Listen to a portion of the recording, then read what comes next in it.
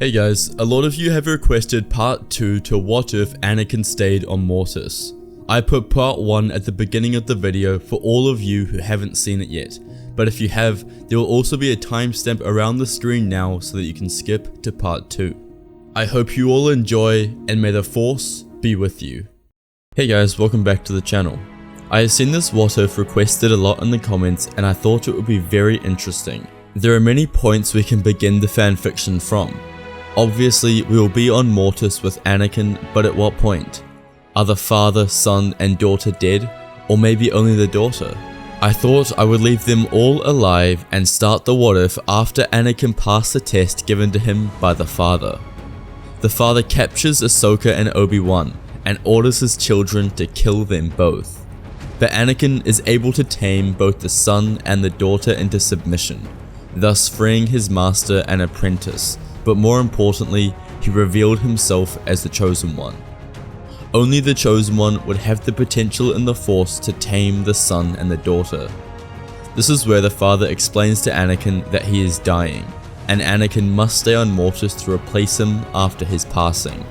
Now, as we know from the Mortis arc, Anakin doesn't stay and many more events transpire which eventually led to the father, son, and daughter losing their lives. So in today's What If, we will be starting from where Anakin accepts the father's request to stay on Mortis. Ahsoka and Obi-Wan were extremely upset at the decision Anakin had made to stay on the planet. But Anakin explained to them how necessary this was. It was the entire reason he was born in the first place, to bring balance to the Force. By staying on Mortis, he would be able to control the son, who is the pillar of the dark side, and the daughter, who controls the light. Ahsoka and Obi-Wan leave Anakin on Mortis and go back to Coruscant, a decision they were not pleased with.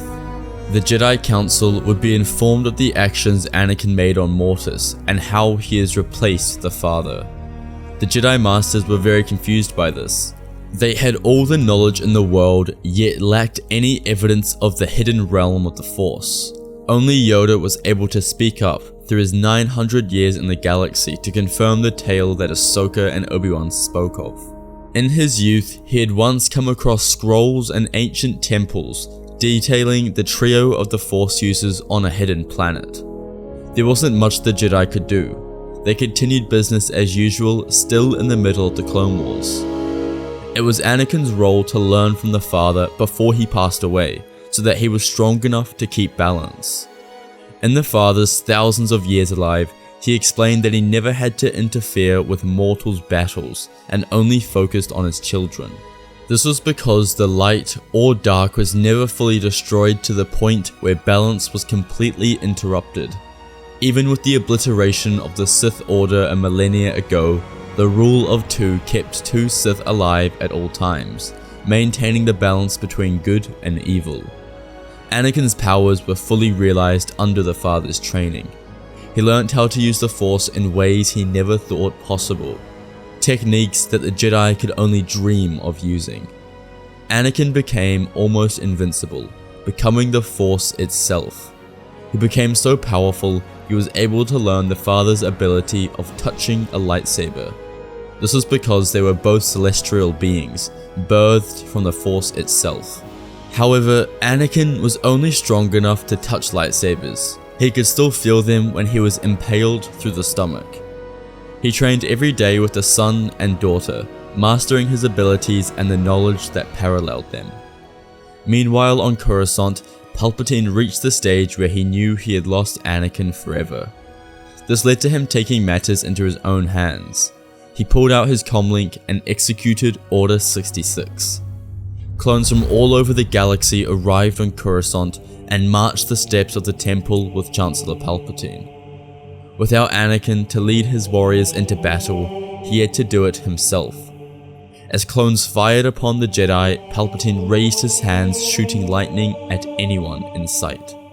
Common Jedi Knights didn't deserve the attention of Sidious to ignite his lightsaber. He mocked their ways by simply holding his lightsaber in his hand but refusing to use it. He commanded the deaths of thousands of Jedi all over the temple and across the galaxy. No one would survive. Even when Master Windu and Master Yoda revealed themselves at the temple, they would be quickly dispatched by Palpatine. Only in that instance would he elect to ignite his crimson blade, stemming from his golden hilt. Piercing both Windu and Yoda through their hearts, all of the Jedi lost their lives that day. Balance in the galaxy would be interrupted. The lone stragglers who survived across the galaxy either cut their ties to the Force or denounced themselves the title of Jedi Knight, and simply just became Force users. Palpatine, without an apprentice of his own, was able to slaughter the entire Jedi Order. After years of learning from the father, Anakin had learned all he needed to replace him. The father retired for the night to get some rest. As he lay there, he felt his life force slowly leaving him. He lay perfectly still. A small orb emerged from his chest, just like a Dementor's kiss would steal a person's life essence. The orb exited his body and left the castle. It shot straight up into the air before making its way into Anakin's heart. He was the father now. After the father's death, Anakin had replaced him. News quickly spread to Mortis of the destruction of the Jedi Order and rise of the Empire. Anakin was angry and wanted answers immediately, but it was the daughter who told him to maintain restraint and think of the galaxy, not his own desires. This is exactly what Anakin had trained for, putting the galaxy before himself. Over the coming days, the dark side energy on Mortis was far greater than the light. It was slowly consuming everything. Usually at night, the dark side took hold of the planet, while during the day it was controlled by the light. But now, almost the entire day it was controlled by the dark side. With the Jedi defeated and the Sith as rulers of the galaxy, balance had been fractured to its core. The Mortis gods would have to intervene and save the fabric of reality before the darkness took over. The Sun was against this, as he wished for the darkness to have a larger staple on the galaxy. To keep him from disturbing the mission, the Sun was locked away. The daughter and Anakin left to face Palpatine and destroy the Sith. They entered his office, much to Palpatine's shock. He had no idea who this random bright woman was, but focused all of his attention on Anakin. Anakin spoke immediately, saying he would be a tyrant no longer. When Anakin threatened to destroy his empire, Palpatine was enraged. He stood to his feet and ignited his lightsaber before charging at Anakin. He swung with all of his might, needing to land just one hit on the boy. But Anakin moved swiftly, dodging all of Palpatine's swings. He didn't carry a lightsaber anymore. He had reached the point of power to which he didn't need one. Anakin merely toyed with Palpatine, making him dance around the room like a fool. This only angered Palpatine more. He raised his hands and tried to lift Anakin with the Force, but it was to no avail. Screaming, he swung the saber at Anakin's head, to which Anakin pulled out his hand and grabbed the blade. His power was complete. He pulled the lightsaber out of Palpatine's hand with sheer strength. Palpatine had never seen anything like this before.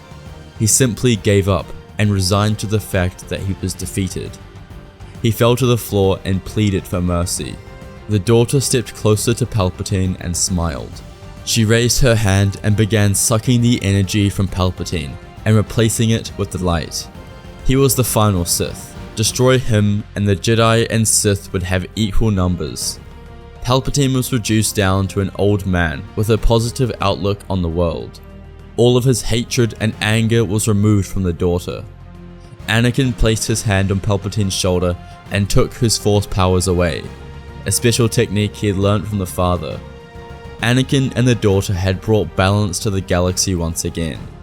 Palpatine would soon be removed from the Senate and the next Chancellor would take over, reinstating the Republic and destroying the Empire. After Anakin defeated Palpatine, he had one more place to visit. Landing his speeder on the doorstep, he enters the apartment of Padme Amidala. As he comes into her vision, tears flood her face and she falls to the ground. It had been a very long time.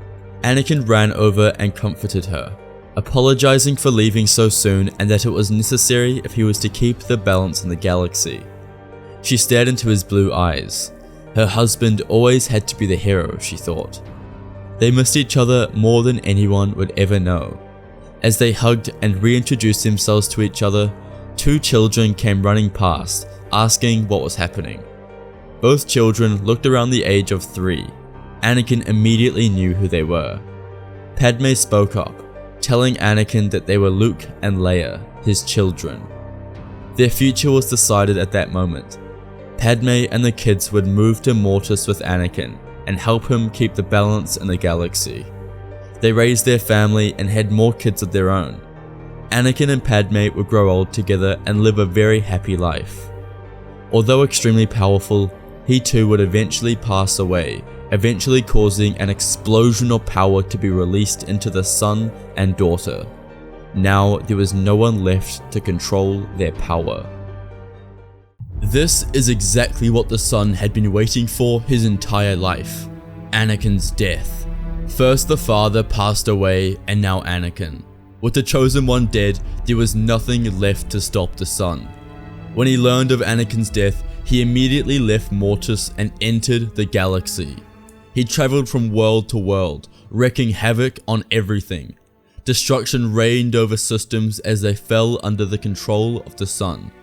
There was nothing anyone could do. The Jedi were gone and the Sith had been defeated. The entire galaxy was offered as a gift to the sun to do whatever he pleases. As he traverses the galaxy, he visits planets and judges them. If they passed the test, they could survive under his rule. Otherwise, they would be obliterated. This was the immense power the sun had. When he visited Naboo, they would be the first planet to fall to his demolition. As he found them unworthy to continue living, he destroyed the entire planet, causing deaths of billions. The daughter eventually left Mortis as well, after learning of what the son was doing. But she wasn't strong enough to stop him alone. She tried, but it was no use. They would often engage in combat against one another, which would often result in the dark side winning. In order to momentarily stop what he was doing, she claimed half of the galaxy for herself in the name of the light side of the Force. In her mind, because she wasn't strong enough to defeat him, she had to limit the spread of his destruction. The sun occupied the other half of the galaxy. He continued to roam his half, judging planets and murdering billions. Back on Mortis, Luke and Leia had to figure out what to do. They were both 45 years old and extremely powerful. They had spent their life learning from their father, Anakin Skywalker, and practicing their abilities. Although they didn't possess the power to contain the son and daughter, the prophecy stated that the children of Skywalker had chosen one potential. This meant that they could rival the son and the daughter in combat and attempt to silence them. They both left Mortis in search of the son. They knew he was the cause of all this pain. The daughter was only holding half of the galaxy in her control as a way to halt the son's progression. They hunted him for weeks, following the trail of destroyed planets and dead bodies. He was on a rampage. The hope seemed to be lost in the galaxy. Eventually, Luke and Leia would find the daughter, who was very eager to speak to the twins. The daughter was a good person, and wanted what was best for the galaxy, which in her mind was peace and light everywhere. She explained that she needed to stop the sun and would help Luke and Leia in whichever way possible. The twins immediately agreed to join up with the daughter. After all, they had heard stories of their father doing the same so many decades ago, when they both defeated Chancellor Palpatine. They searched everywhere in pursuit of the son, but he was a hard man to locate. It took many years to find him. Along the way, Luke, Leia, and the daughter were trained together, refining their skills so that when they did eventually come into contact with the dark side Mortis god, they would be ready to defeat him. After years of hunting the sun, they had a final place to look. It was a Sith world, haunted by the dark side. There was nothing but darkness that plagued the surface and acted like the perfect holding ground for the sun. The planet was called Malachor. Landing their ship, they found the sun right where they believed he would be. When he saw them walking towards him, he smirked. He had been waiting for this moment for a long time. All the words that were spoken were the daughter telling the son that his time tormenting the galaxy was over. Luke and Leia ignited their lightsabers and rushed at the son. Although their lightsabers would have little effect on the son whilst he had his powers, they needed their weapon to defend themselves. They swung and dodged his attacks. He sparked red lightning towards them, which they could easily block with their lightsabers. Luke turned his blade off and raised his hands, trying to grip the sun with the Force. At first, his chosen one genes allowed him to take control of the sun's hand and stop him momentarily. But the son quickly regained control over himself and pushed Luke into a nearby wall. The daughter attempted to use her powers to assist the twins in defeating her brother. The son and daughter fought with their Force powers, whilst he had focused on his hatred. Eventually, the daughter was blasted with red lightning and flung out of the way. Luke and Leia continued their attacks. Their lightsabers were useless. They weren't helping them and only slowing them down. The son laughed as their Jedi powers failed them. Luke and Leia had to come up with a new strategy. To stop the sun, Luke and Leia had to use their power together. This time, both of them put their lightsabers away on their belts and raised their hands. Using the Force, they were able to grip their son's entire body and tame him to the ground. They held him in place as the daughter marched towards them. He was now immobile and unable to move. The daughter placed her hand on the son and breathed slowly. As they continued, the light that lit her body dimmed and they turned a pale grey as she fell to the floor. Although the son didn't realize it until he stepped to his feet, the daughter had passed her light side energy into the sun, rendering the dark side useless. His powers were stripped away, leaving him a mortal man. The light and dark had become equal once again, and balance was restored. Luke moved closer to him and completed what he had to do. He ignited his green lightsaber and thrusted it through his heart. The son and daughter were now dead. Luke and Leia would return to Mortis, where they would find their mother, Padme. She was still alive and, although old in age, still able to meet her children and give them hugs as they returned. It was over. What started with their father Anakin when he stayed on Mortis decades prior has ended with the galaxy living in peace. No Force users could ever plague the galaxy again and cause any unnecessary problems and damage. The Jedi were dead, and the Sith were long extinct. Luke and Leia would remain on Mortis to protect the Force.